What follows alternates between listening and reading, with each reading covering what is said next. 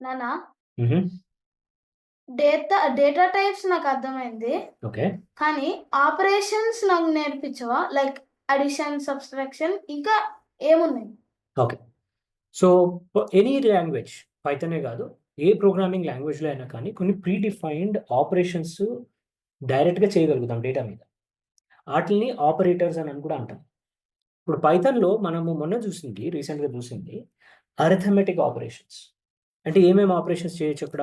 Arithmetic అంటే plus, minus, multiplication చేయొచ్చు, division చేయొచ్చు. నెక్స్ట్ మనం డివిజన్ చేసినప్పుడు కోఎఫిషియంట్ వస్తది, రిమైండర్ వస్తది కదా! ఆ!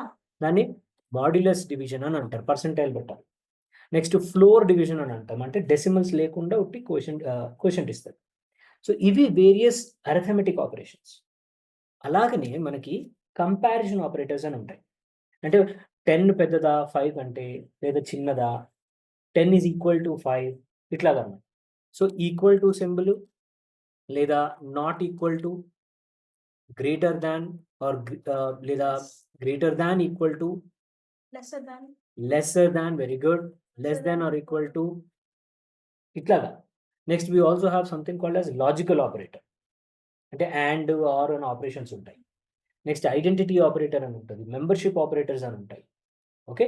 సో, ఇవన్నీ different set of pre defined operations which we can directly perform. మనకి ఈ 2 చాలా ఇంపార్టెంట్ ఫర్ మ్యాథమెటికల్ ఆపరేషన్స్. ఓకేనా? ఓకే.